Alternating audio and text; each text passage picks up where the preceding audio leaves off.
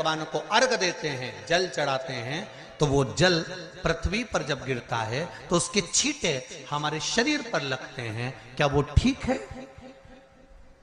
क्या वो श्रेष्ठ है? तो शिव महापुराण की कथा कहती है, जब हम सूर्य को अर्घ देते हैं, सूर्य को जल चढ़ाते हैं, वो पानी जब पृथ्वी पर गिरता है, उसके छींटे हमारे शरीर पर लगते हैं, तो वो श्रेष्ठता का भाव निर्मित करते हैं। वो गलत नहीं हो सकता। कारण अब वो भी समझ लीजिए।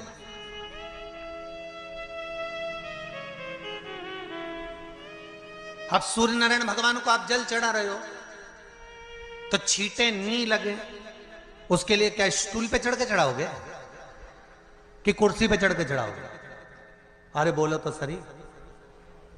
अब कई लोगों के दिमाग में यह बात भरा गई कि हम भगवान को जल चढ़ाते हैं, वो हमारे शरीर में छींटे लगते हैं, जमीन पे से पानी गिरता है, वो हमारे शरीर को छींटे लगते हैं, भगवान को अच्छा नहीं लगता होगा।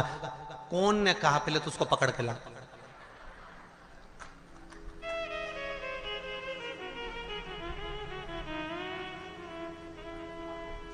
क्योंकि मेरे राम जी महाराज, मेरे भगवान कृष्ण,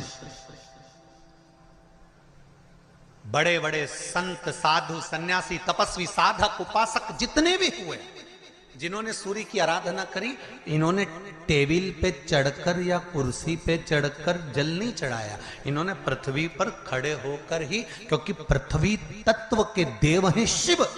जब हम मृत्यु लोक पर खड़े होकर, पृथ्वी पर खड़े होकर भगवान शंकर का भाग पृथ्वी तत्व को धारण कर कर जल को हाथ में लेकर जब समर्पित करते हैं, और जो जल नीचे गिरता है वो शरीर पर अगर लगता है तो हमको उसका आशीर्वाद ही प्राप्त होता है, दोष नहीं लगता। पर लोगों ने इसको विपरीत कर दिया। कि कौन ने विपरीत करा? कई लोगों ने इसको विपरीत कर दिया। कौन ने विपरीत करा? तो जो दूसरे धर्म के लोग होते हैं, जिनको हिंदू धर्म से नफरत होती है और जो हिंदू धर्म की पूजन, सेवा, अर्चना को समाप्त करना चाहते हैं, वो धीरे धीरे धीरे धीरे कहने लगे कि सूर्य को जल चढ़ाओगे तो शरीर में लगेगा, शरीर में लगेगा तो दोष लगेगा। इसको कह कहकर घर घर में सूर्य को जल चढ़ाना लोगों ने बंद कर दिया कि आप जल चढ़ाएंगे तो दोष लगेगा, शरीर पे छींटा लगेगा, शरीर को ऐसा लगेगा।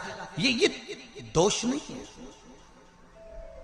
जैसे सूर्य नारायण भगवान को स्टील के लोटे से या चांदी के लोटे से या पीतल के लोटे से या प्लास्टिक के लोटे से या कांच के बर्तन से जल चढ़ाने से आयु छिन्न होती है।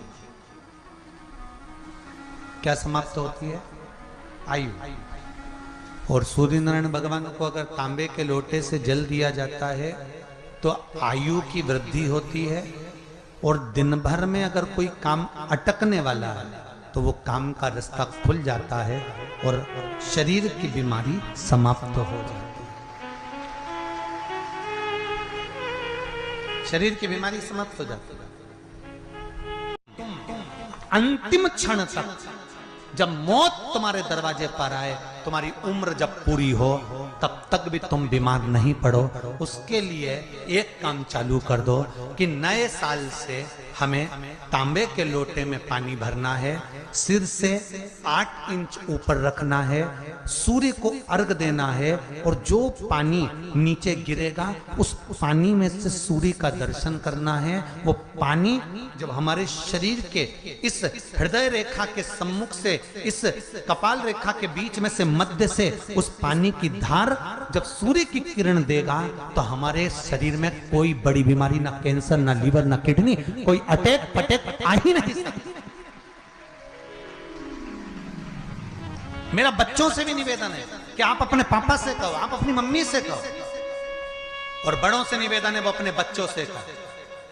बुजुर्ग माताओं से निवेदन है, अगर आप अपने बच्चों को सुखी देखना चाहती हो, बीमारी में पैसा नहीं लगाना चाहती, आप अपने बच्चों को अंत समय अपनी आंखों से उसको तड़पता हुआ नहीं मरना देखना चाहती, तो सूर्य को अर्घ देना चालू कर दो। क्योंकि सूर्य की किरण जल के साथ जब इस शरीर पर पड़ती है तो शरीर में कोई बीमारी टिक ही नहीं सकती। ये श्रीमद् शिव महापुराण की कथा कह रही है।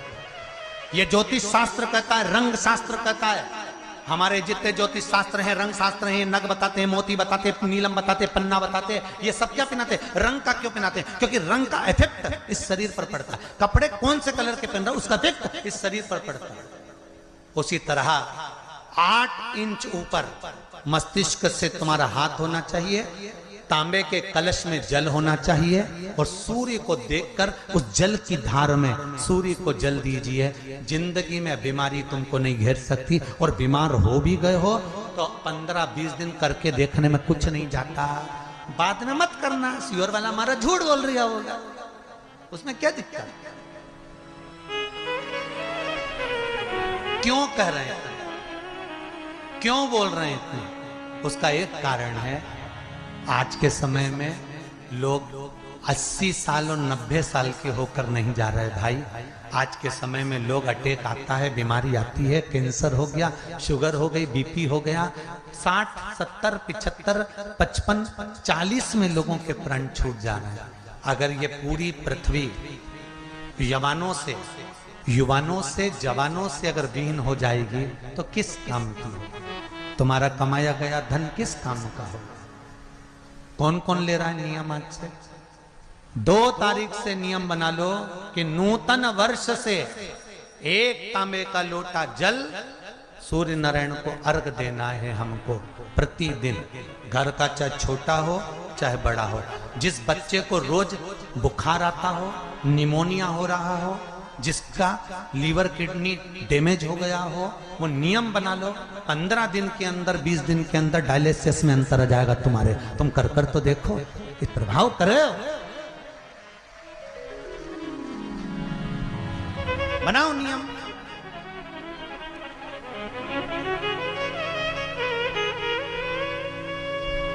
जिस नारी को रजोधर्म से जुड़ी हुई या गर्भाशय से जुड़ी हुई कोई बीमारी हो गई हो, वो नारी भी सूर्य को जब अर्घ दे तो उस जल को बिल्कुल स्लो एकदम धीरे धीरे गिरा, एकदम धीमा धीमा, जल्दी जल्दी पानी उंडेल के मत आना। सूर्य देवता को अर्घ देना। हो सकता है तुम लोग इसलिए भी नहीं दो कि लोग हंसेंगे, शर्म करेंगे, तो दुनिया हंसे, जब हॉस्पिटल में पड़े रहोगे तब नहीं हंसेंगे कि कमा कमा के मर गया, ले यहीं छोड़ दिया। जब भी तो लोग हंसेंगे। तो उससे अच्छा है दुनिया आग लगे बस्ती में, अरे अच्छे से बोलो जरा, आग लगे बस्ती में, अपन रहो मस्ती में। और एक निवेदन हो रहे, जो ये बात कही है इसकी क्लिपिंग आप काट लेना और सारे के व्हाट्सएप पे भेज देना कि हमको नूतन संवत्सर से 1 लोटा तांबे का जल सूर्य नारायण को देना है इस शरीर के लिए, क्योंकि हमने परिवार के लिए बहुत करा, अब अपने लिए करना है। कोई पैसा लग रहा है? अरे बोलते जाओ। सियोर वाले महाराज ने तुमसे धन मांगा? नहीं। पैसा मांगा? नहीं। इसमें तुम्हारे अगर प्राण बचेंगे तो सियोर वाले महाराज का कोई भला होगा? नहीं। भला किसका होगा? तुम्हारी पत्नी का सौभाग्य अमर होगा, तुम्हारे बच्चों का पिता उनके सामने होगा और माँ उसके सामने होगी। तुम्हारे लिए कर लो, या हमारे को कुछ नहीं चाहिए, तुम तो तुम्हारे लिए करो।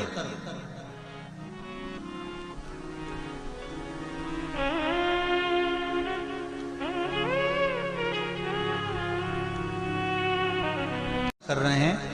5वें नंबर पर है सूर्य नारायण, जिनका तत्व है आकाश।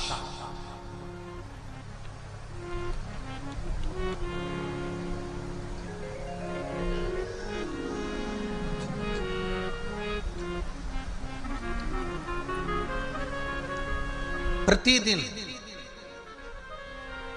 2 देवताओं पर जल रोज चढ़ता है। एक देवाधिदेव महादेव और दूसरे, जम के बोलो जरा, सूर्य देव भास्कर।